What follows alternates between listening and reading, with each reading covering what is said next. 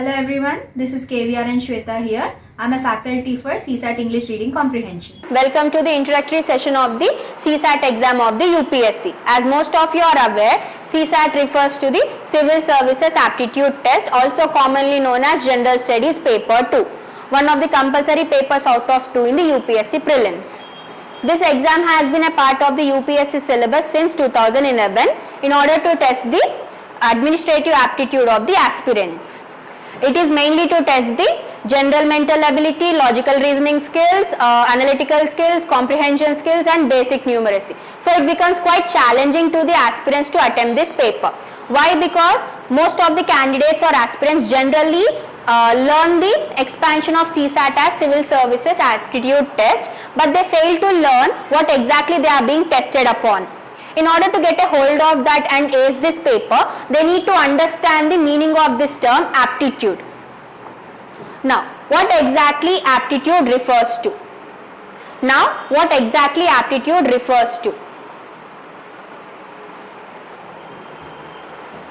Let us take a look at the definition. An aptitude is a component of competence to do certain kind of work at a certain level. Outstanding aptitude can be considered talent. An aptitude may be physical or mental. Aptitude is inborn potential to do certain kinds of work, whether developed or undeveloped. So, this is what the word aptitude is defined as. Now, let us understand the meaning of it. Aptitude refers to the natural ability or talent of someone for something, which often indicates the potential for success in one particular field at a certain level. Now, aptitude is inborn potential. That means it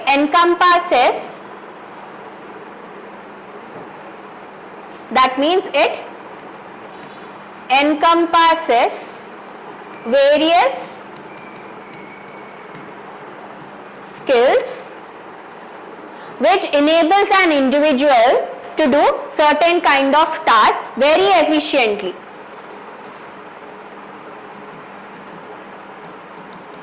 That is what exactly aptitude is. One's natural ability or talent to do or to get successful in one particular field at a particular level.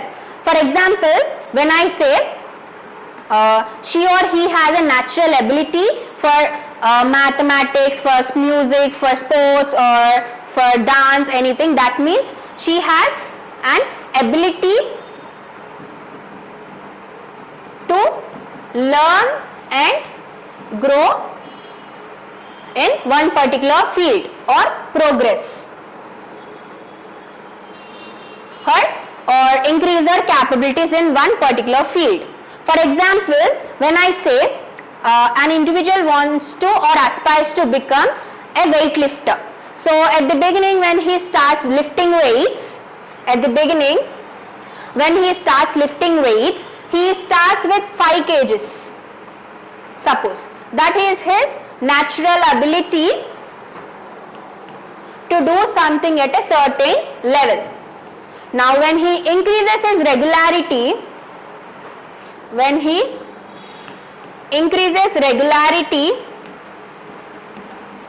and practice, he increases his stamina and his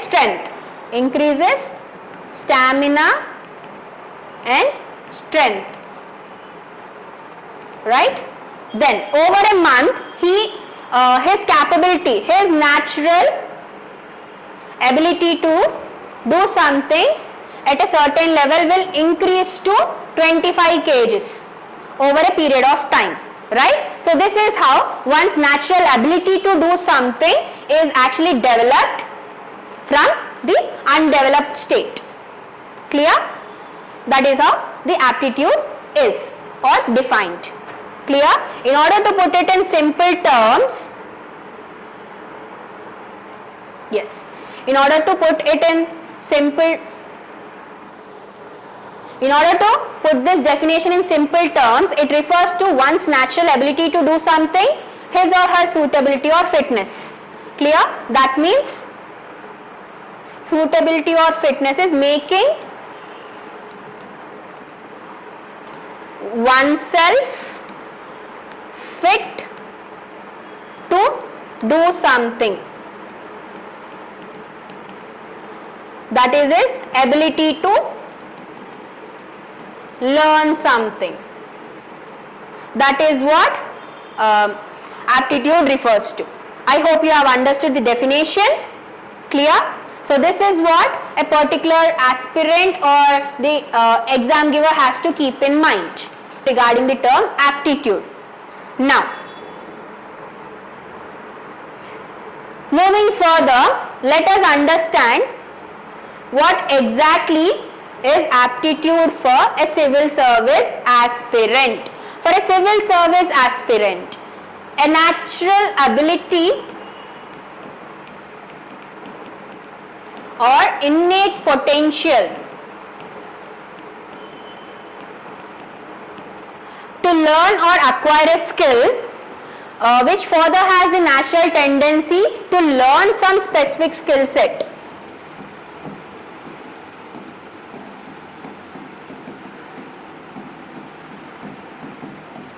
And this specific skill set can be further enhanced or amplified through adequate training and sufficient knowledge. This is what aptitude for a civil service aspirant refers to or means to. His natural ability to acquire a skill which further helps him in successful learning of some specific skill set which shows his suitability or fitness for a particular field. Aptitude highlights or mainly emphasizes one particular civil service aspirant's potential for success in a particular field. This is what aptitude for civil service aspirant means, and it includes skills like mathematical aptitude, spatial aptitude,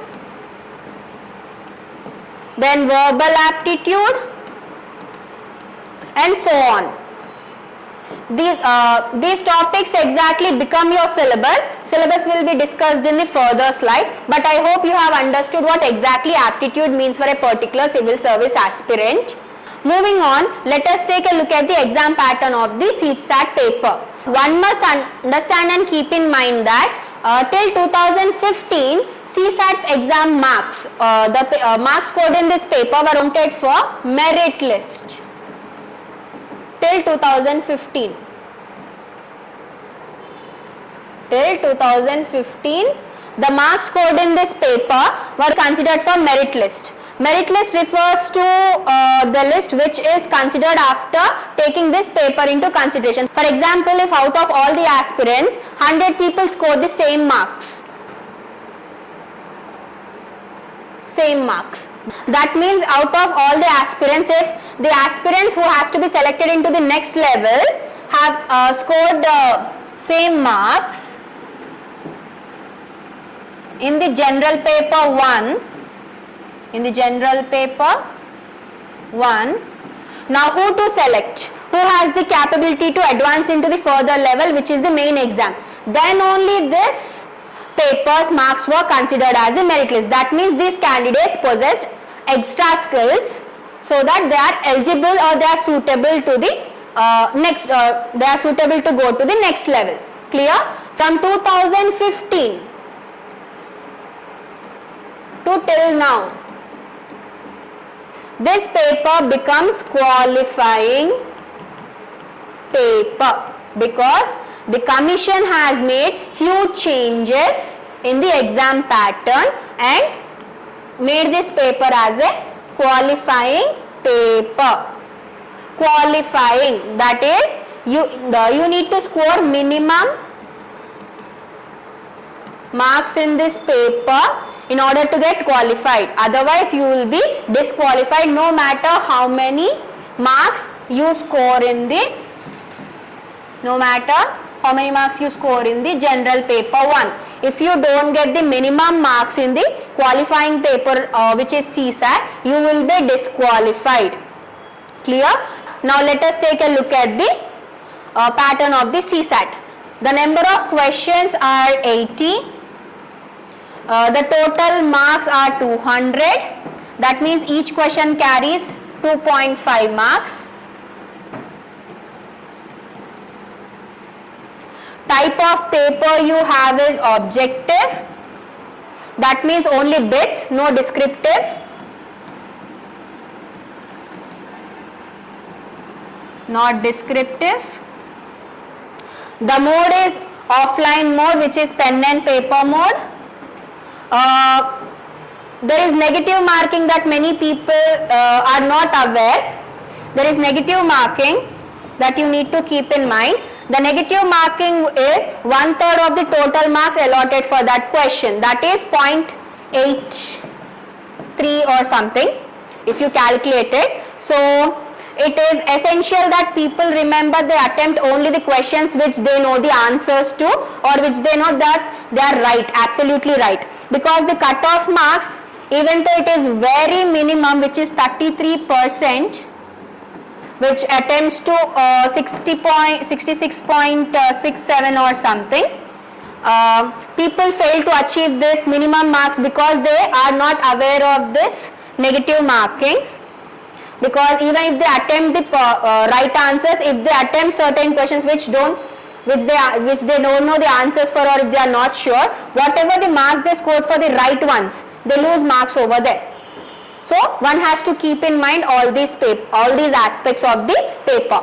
So this is what every aspirant needs to be aware of, is the total number of questions are 80, the total marks for the paper are 200.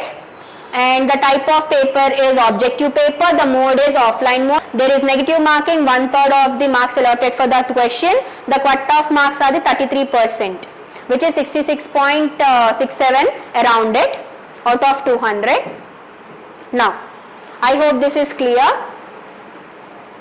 Now, one more important point that I need civil service aspirants to keep in their mind is that the toughness of the paper is gradually increasing every year, and the predictability of the question has been very difficult. So I suggest everyone to prepare well, have a rock solid strategy to prepare for this paper. Rock solid strategy to prepare for this paper. Moving further, let us take a look at the reasons why aspirants fail in this paper. Aspirants needs to be aware of the following 5 reasons why they fail in this paper. The first one is lack of preparation, followed by lack of understanding. Next we have fear and apprehensions, followed by time management. The last one being the lack of confidence. Now let us understand each reason in detail. The first one, lack of preparation. Most of the candidates take this paper for granted, or they neglect this, so they get disqualified.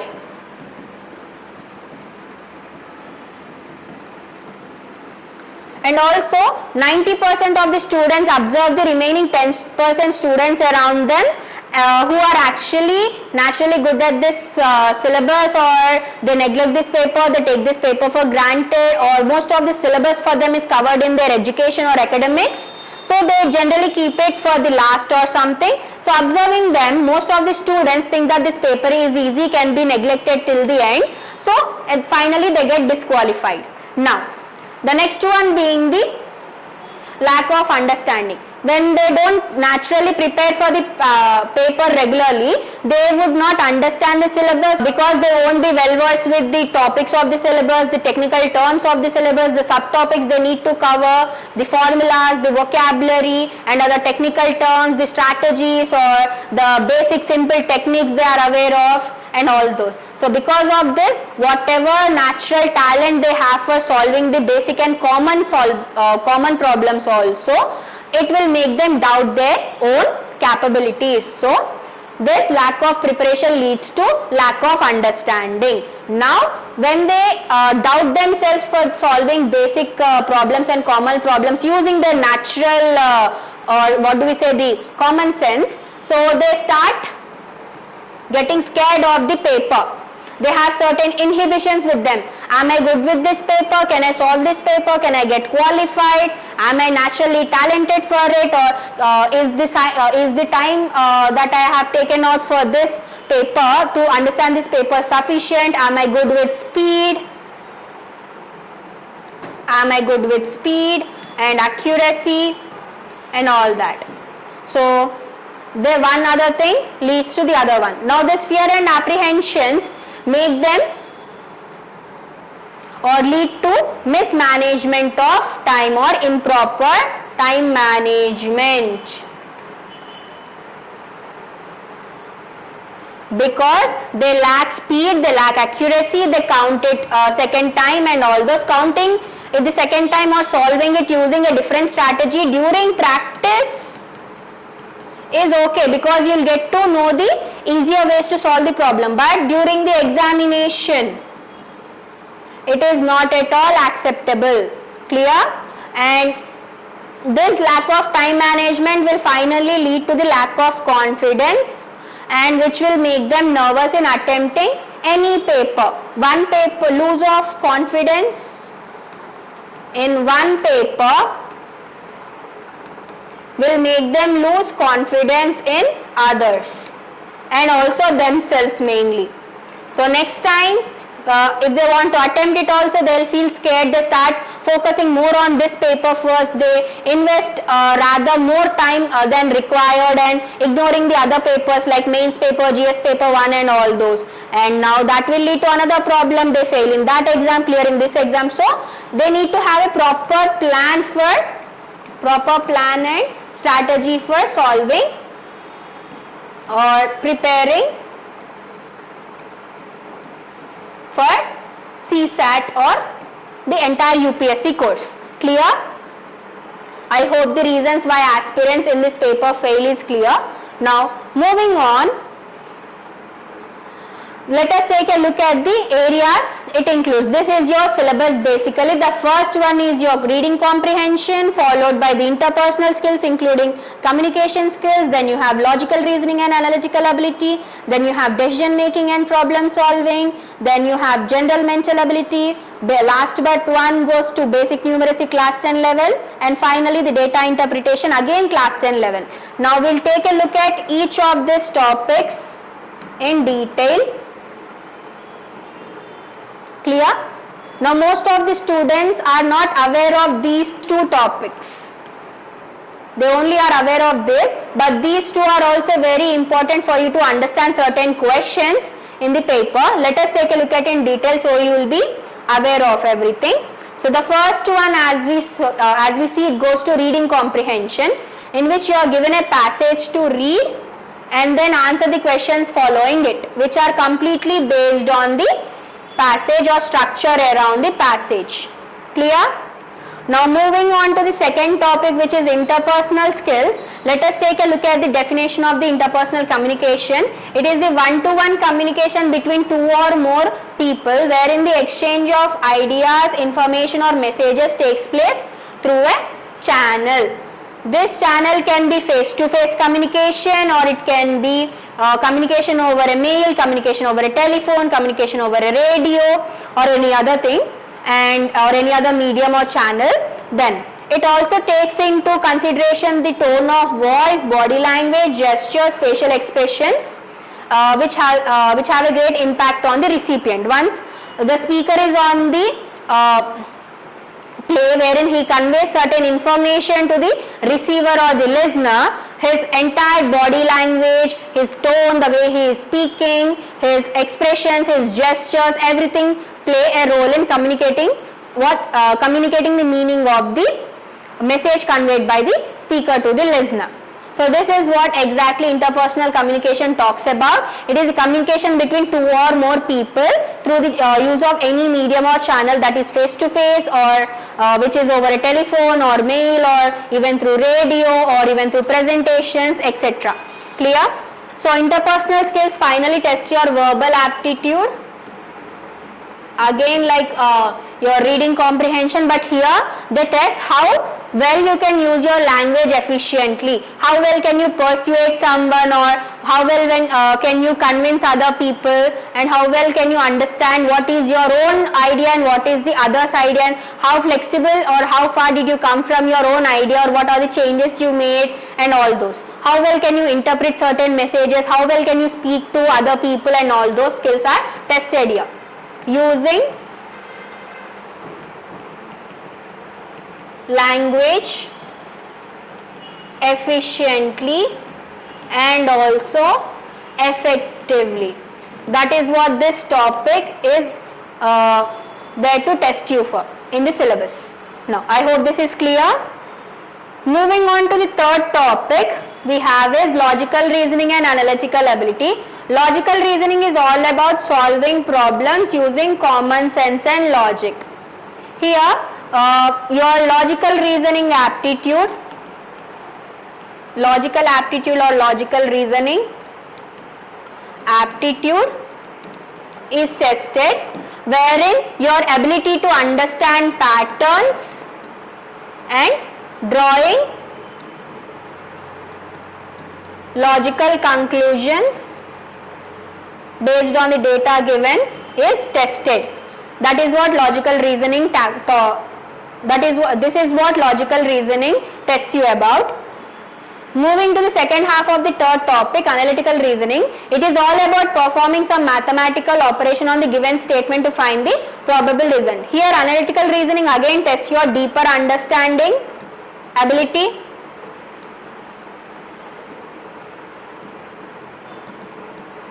and your ability to connect between topics to understand whether the given statement and reason, whether they are valid, invalid, or the statement given is right but the reason is wrong, or whether the statement and conclusion, the other one is statement and conclusion type. So, whether based on analytical reasoning, it is here to test your deeper understanding of one particular topic or one particular idea, and how do you connect that one particular idea to other particular ideas, and how do you regard the statement given to you in the exam paper, and how do you understand the reasons given, and what exactly do you conclude as. For example, whether the statement is right and the reason is wrong, or whether the statement is wrong but the reason is right, or both are invalid, whether the statement is right, the conclusion following it is invalid, and all those. So, it tests your deeper understanding of a concept and your relatability from one topic to another topic, and your ability to link and connect between topics is what being tested here. So, analytical ability tests your ability to link and connect between topics. I hope this is clear. Moving on to the next topic, which is decision making and problem solving. These two topics go in hand to hand. They are together always. So, decision making is the process of selecting from several choices or ideas and taking action on it. Decision making can be simple or complex. Now, when you have a problem, there is a problem and the problem has different solving techniques, like different solutions, solution 1, solution 2, solution 3, solution 4, solution 5, solution 6 and solution 7. So, how to solve this problem, or when you are faced with a troubled situation, or when you are in a situation where there are multiple options for you to choose from. This is exactly what your exam pattern is. You are given a question and then you have to choose the suitable options. So, it tests your ability to decide and take action, that is perform or take action or implement the action or execute the action that you are chosen from out of all the options given to you. Now, when I said decisions can be simple or complex, is that if you have a problem or you are in a situation and you have only two options or two solutions, option 1 and option 2, or solution 1 or solution 2. The choice between these two is very easy, okay, or I can say when you go for the pros and cons of each option, when you go for the pros and cons of each option, you might find the answer very easily. But suppose you are in a situation like this, wherein you have too many options to consider. Pros and cons here, pros and cons here, pros and cons here. The risking ability is also more here, and also the risk factor and all those. So how do you decide in such situation and take action on it and work out the solution? That is what this decision making and problem solving topic tests you on. So finally, decision making and problem solving is included in the syllabus to test your ability to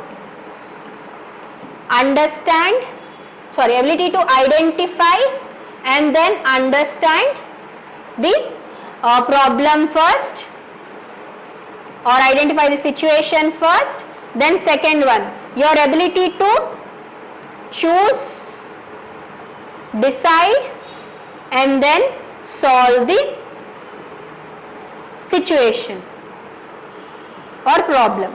These two skills are tested for you. These two skills are again necessary for you after you get selected and work in your particular field.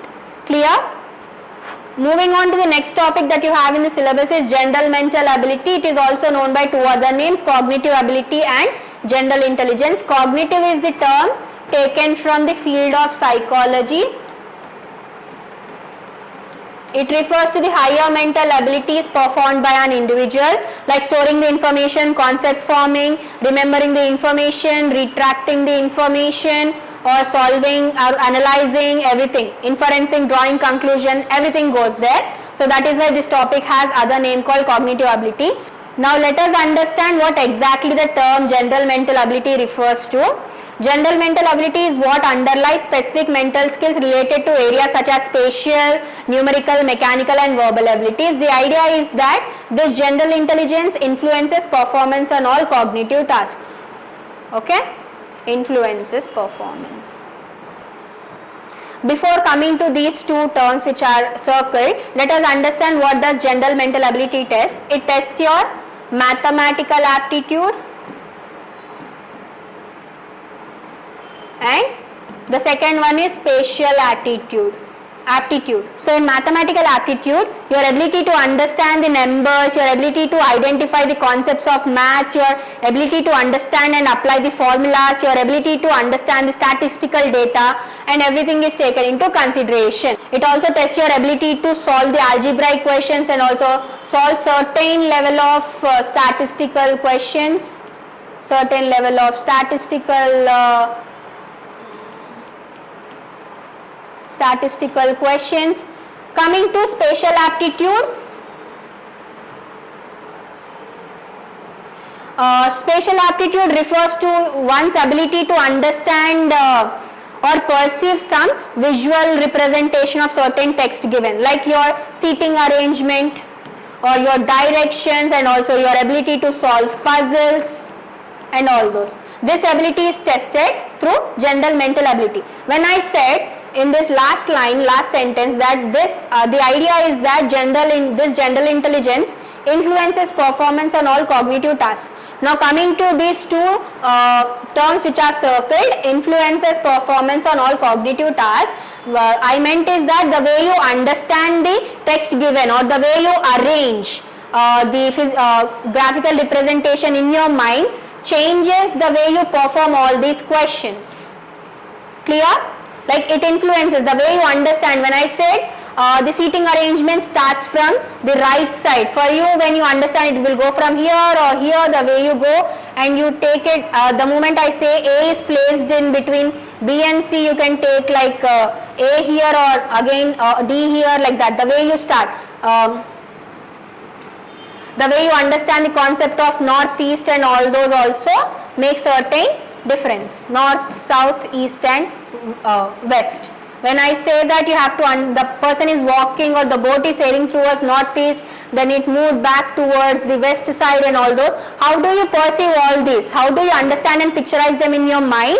Influences your performance. The way you solve these questions is what? Your general mental ability is tested, is how the general mental ability tests your performance on.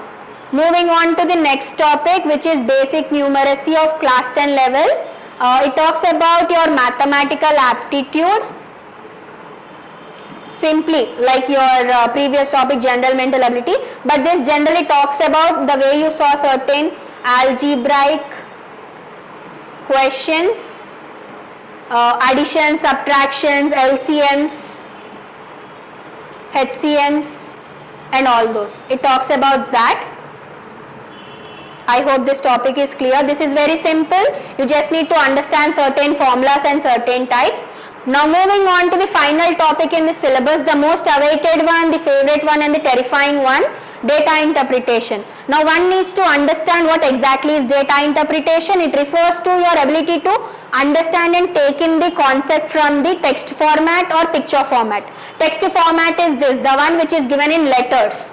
Picture format is this, or graphical format is this, your pie chart, your bar chart or your tree diagram or pictograms or line graphs or any other graph. You need to take information from this type of information and then solve the questions given to you.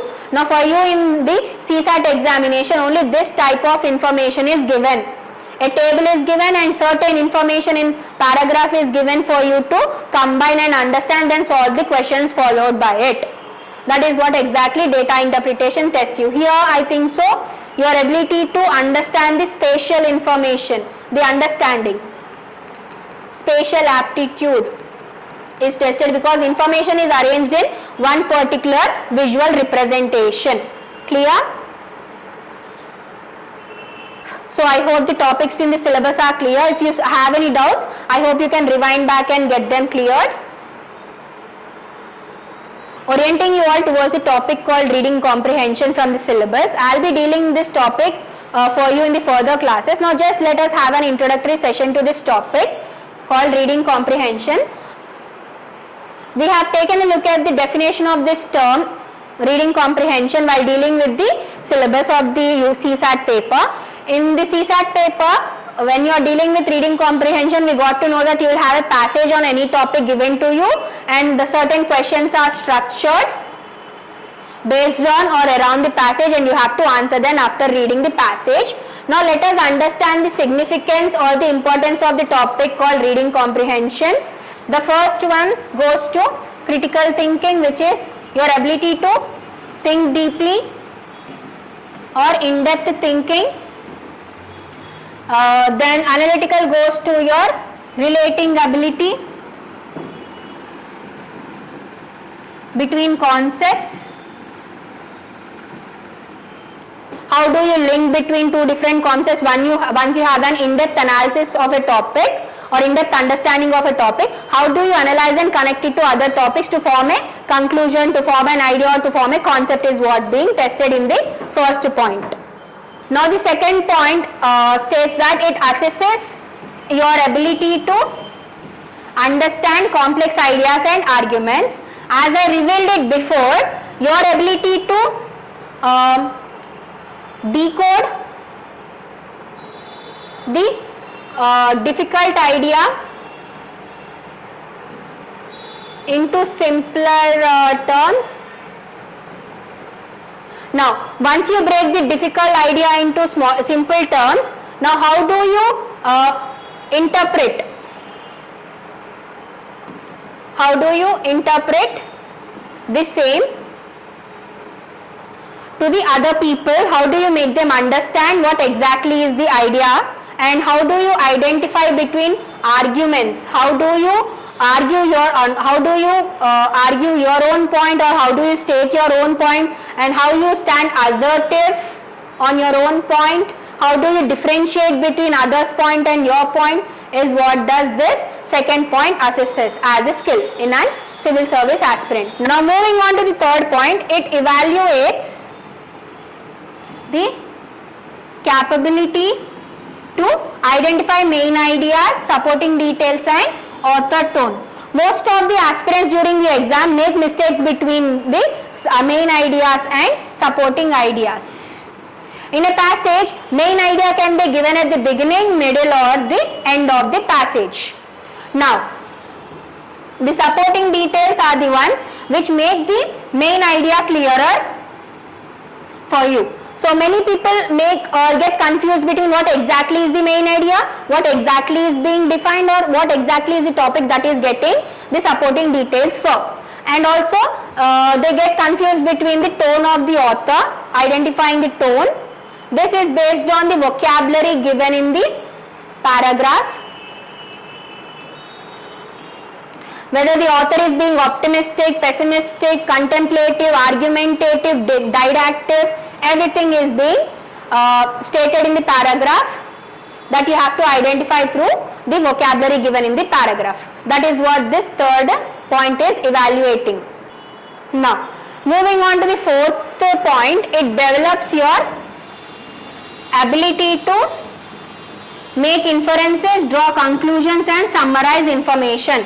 First, as a text is given to you as a passage,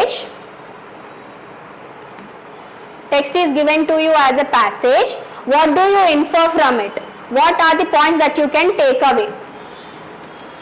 Points to take away. Then, how do you draw conclusions? What are the ideas that you can form? Ideas that you can form, the gaps that you can fill,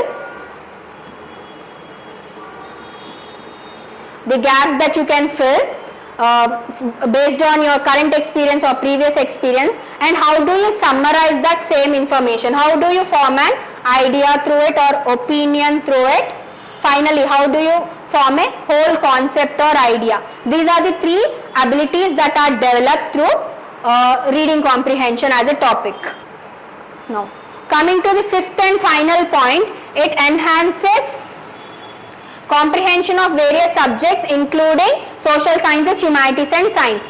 Now, once you start dealing with reading comprehension as a topic, your ability to understand and deal with various kinds of texts increases and improves, so that whatever topic you are navigating through becomes easy for you to go with it.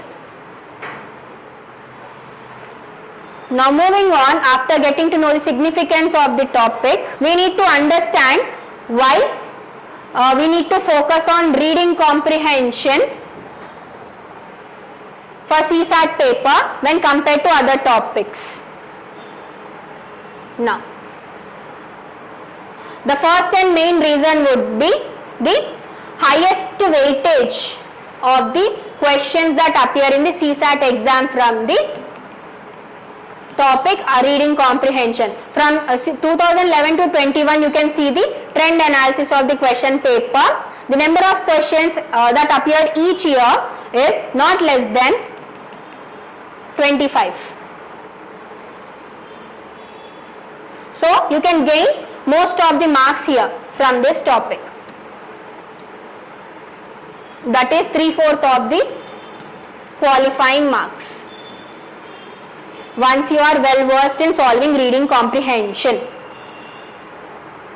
Now, moving on, you need to see the other reasons. The next one would be, it is an essential skill for civil servants to analyze complex policy documents, reports and data. Now you need, once you actually get through the civil services exam and you are posted in a service where you have to serve, you need to go through this different documents wherein you need to understand them, interpret them, find out the loopholes, analyze them properly and implement the action. So this reading comprehension, if you are well versed with it now, it will help you for your job later. Now, it also develops your ability to communicate effectively and make informed decisions. Once you are well equipped with understanding and analyzing the complex policies, the way you make other people understand who are not able to understand the concepts properly or the documents properly after reading, you will be able to explain them effectively and also understand the others' ideas, understand others' perspectives and ideas, and make proper decisions to solve the problems. Finally, it enhances your overall comparison and analytical skills, befitting all the aspects of the exam. Now, not only for your job purpose or to solve the or qualify the CSAT paper, at any stage of your examination, reading comprehension or the ability to comprehend and analyze things will help you deal with the paper effectively. I hope the reasons why you need to focus on the reading comprehension topic compared to others in the CSAT paper is clear to you. Moving on, how to prepare for the reading comprehension examination. I'll be dealing with this particular aspect in detail in further classes, but just let us have a glance towards it. Now, how to prepare for the reading comprehension is first practice regularly with diverse texts. Diverse text here refers to not only the magazines that you go through or newspapers or articles that you go through, you should also focus on different variety of themes like sarcastic, witty, comic too, serious, and all those. You can also focus on podcasts. You can, yes, this is what you are going to deal with it. Deal with diverse texts. Now, second point goes to focus on understanding the main ideas. As we discussed in the during the significance or importance of reading comprehension, we spoke about the ability to identify the main idea and sub-ideas. Take random text from anywhere. Random text or paragraphs from anywhere. You can take it from your NCERT books or anywhere and try to identify what exactly is the main idea of one paragraph and what are the supporting details of it. Supporting details and supporting points of the topic. Then finally, improve your comprehension skills through summaries, analysis and answering the questions effectively. Now, once you take random text from anywhere, you try to solve them, and in a book when you are trying to solve, make a rough column or rough space and try to form summaries of the text that you take. Text, the summary, the analysis of it, and also the answering one particular question. Try to take up the type of questions, either inference question or assumption question. Try to frame a question and answer for that paragraph. And when you are answering, you get to know the difference between the inference question and assumption question. Try to make notes in the rough space. Be genuine here, people, when you are practicing. Don't take the texts which are already given. Try practicing newer text so that your ability to solve the reading comprehension becomes easy with complete speed and accuracy. So this is how you prepare for a reading comprehension topic in the CSAT syllabus. I hope this is clear. Now moving on, let us take a look at an example. The question I have taken here is from CSAT June 24 paper, set A. The first question, the passage is given here for you, and I'll give you 2 minutes to solve this question, then we'll discuss. I hope you have understood the paragraph and solved the question properly. Now let us discuss on it. If you need much more time, take a pause of the video, then solve it. Now let us take a look at the paragraph. The paragraph talks about the let us read first, then we'll go look at into what the major points are. According to the Food and Agriculture Organization, 1/3 of the food produced, according to the Food and Agriculture Organization, 1/3 of the food produced for human consumption is lost or wasted globally. Food is lost or wasted throughout the supply chain, from initial agriculture production to the final household consumption. Increasing wastage extraction also results in the land degradation by 45%. mainly due to deforestation in sustainable agricultural practices and excessive groundwater extraction. The energy spent over wasted food results in about 3.5 billion tons of carbon dioxide production every year. Decay also leads to harmful emissions of other gases in atmosphere. Addressing this loss and wastage of the food in farms is critical to complete the cycle of food deficiency and food sustainability. Now what exactly this passage talks about is that the Food and Agricultural Committee or the organization tells us that 1/3 of the food produced for our consumption, human consumption, is either lost or wasted, that too global. Now where does this loss or wastage come from is that throughout the supply chain, that is not only the distribution, transport, packaging, storing and all that, but it directly starts from the producing agricultural practice to the consumption or household practice. Once the customer buys also, how does he consume? Till that level there is a loss. Now it says that this increasing wastage or loss of food is actually resulting in land degradation. Land degradation is that land is losing its fertility or ability to cultivate, that too by 45%, and that is also again due to two reasons, or not two reasons, three reasons. That is deforestation, we are cutting down trees. Like if we find that one area is not fertile, we are going to the other area where we find trees, we are deforesting. So that area also naturally after certain time loses its ability to cultivate. For sustainable agricultural practices, sustainable agriculture goes for crop rotation or any other processes or other practices, and also excessive groundwater extraction. If we need water for some purposes, be it agriculture, be it housing and all that, we are trying to dig up the land and we are trying to take out the water. So again all these two things make the land lose its ability to cultivate. Now, or it loses its fertility. Now, the energy spent over wasted food results in 3.5 billion tons of carbon dioxide production every year. Now, when you see that when we are trying to convert whatever waste we can convert, it is producing 3.5 billion tons of carbon dioxide every year. Now, whatever we cannot convert, it decays, right? It gets spoiled. This decay is also leading to emission of harmful gases in the atmosphere. Now, we have to, it says that we have to address this wastage and loss, address this wastage and loss to complete the cycle of food efficiency and sustainability. Addressing the loss and wastage of food in farms is critical to complete the cycle of food deficiency and sustainability. Now this Food Commission is also saying that addressing this issue for food deficiency and food sustainability is also very important, because when 1/3 of the food globally is being wasted or lost, when we see for each country or each stage, we have certain deficiencies. Now addressing this issue becomes important according to the Food and Agriculture Organization, because 1/3 of the food produced for human consumption is being lost or wasted globally.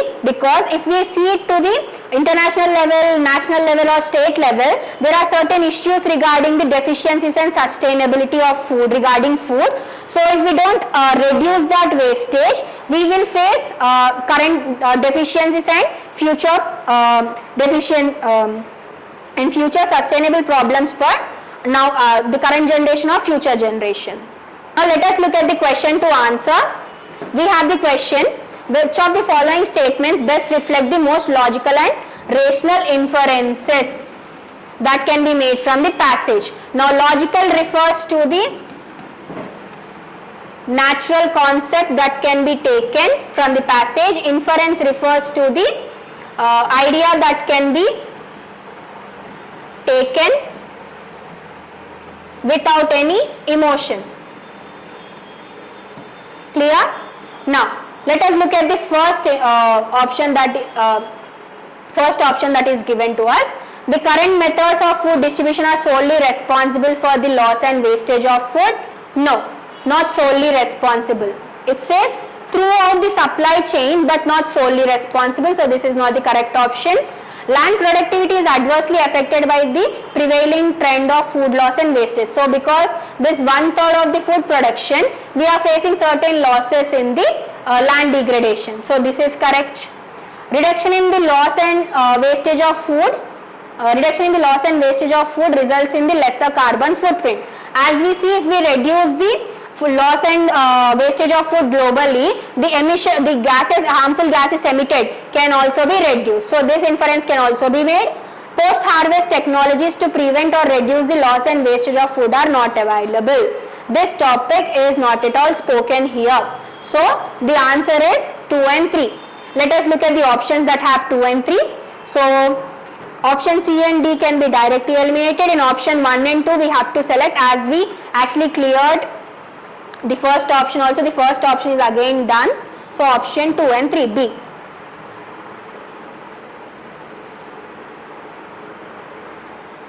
Let us look at the answer. Yes, option B is the correct answer. Now let us look at the reasons for it. Let us look at the first point. The current methods of food distribution are solely responsible for loss and wastage of food. Statement 1 is incorrect because the passage states that food loss and wastage occur throughout the supply chain, but not solely due to current methods of food distribution. It involves various stages from agricultural production to final consumption, indicating a broader scope of distribution. Okay, so this option is not right.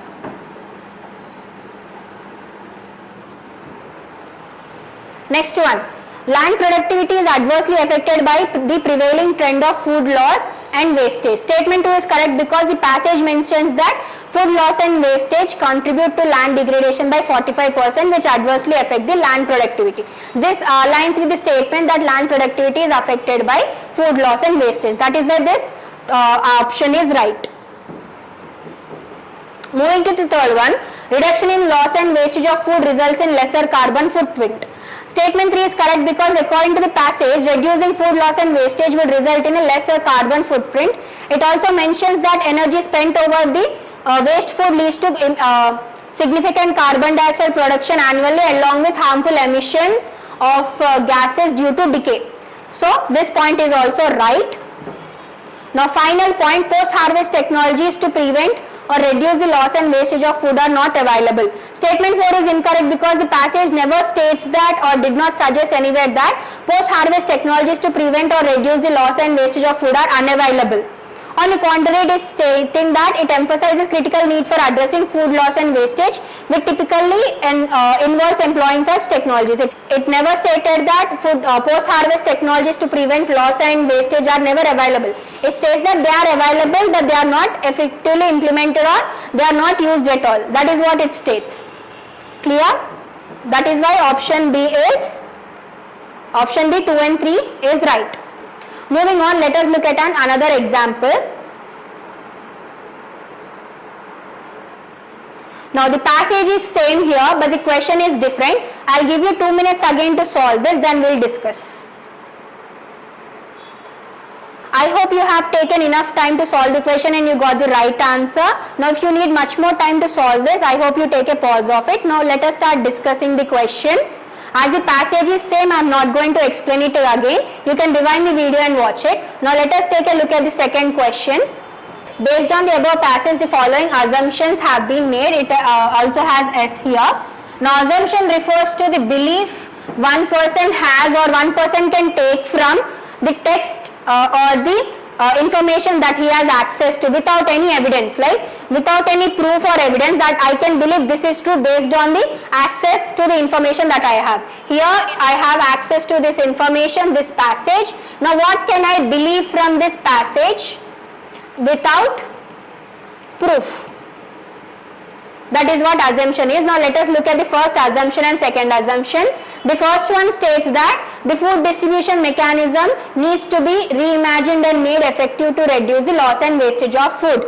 Yes, it states that ensuring the reduction of wastage and loss of food is a social and moral responsibility of all citizens. It never states in the passage. So only option, now let us see which of the assumptions given above is or valid. So only option A is valid. I hope everyone got the right answer. Let us look at the answer. Option A is the right one. Now let us take a look at the reasons for it. Now let us look at assumption 1. Assumption 1 states that the food distribution mechanism needs to be reimagined and made effective to reduce the loss and wastage of food. Assumption 1 is valid as the passage emphasizes that 1/3 of the food produced is lost or wasted globally due to the deficiencies or inefficiencies across the supply chain. Addressing this issue would indeed require reimagining and enhancing the food distribution mechanism to minimize wastage.